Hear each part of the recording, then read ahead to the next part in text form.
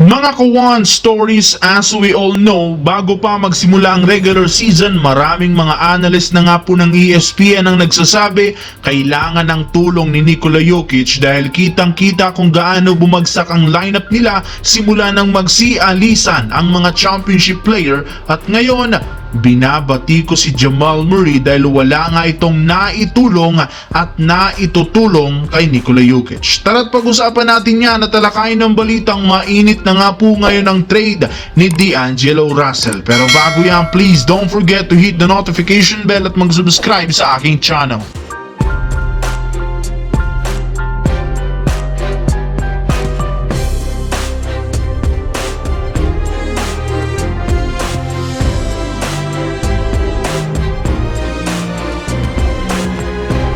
Para nga po sa inyong kaalaman mga ka-One Stories, nagkaroon na nga po si Nikola Jokic ngayong season ng career year sa pag-average niya ng 32 points per game, 13 rebounds, 10 assists sa kanyang 56% shooting. Gumawa rin naman nga ito ng 104 points sa huling dalawang laro.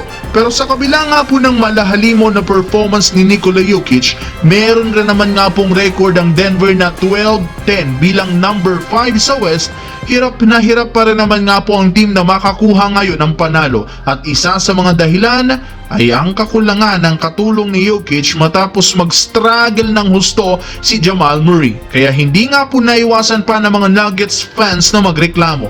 Ika nga'y mukhang nadala nga po ni Murray hanggang ngayong season ang pag-struggle nito sa Olympics bagamat nag-average pa rin siya ng 17 points per game.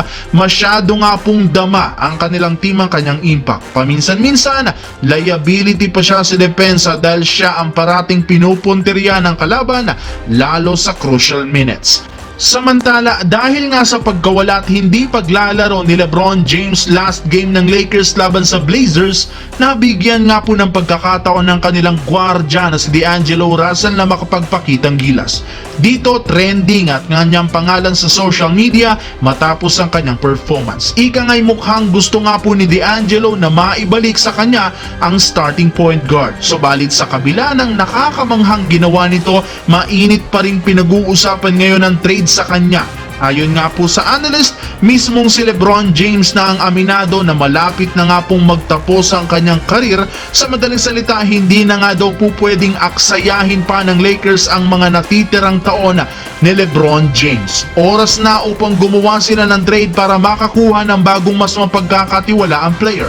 At sa kasamaang palad, hindi na nga nila yan magagawa kung pananatilihin nila si D'Angelo Russell. Isa rin naman siya sa merong mataas na value na magagamit bilang offer kagaya ng Washington Wizards at New Orleans Pelicans. Nakakaramdam na rin naman si D'Angelo ng disrespect dahil hindi katulad ng nagdaang taon na nawawala na sa kanya ng tiwala ang buong team lalo si Coach JJ Redick.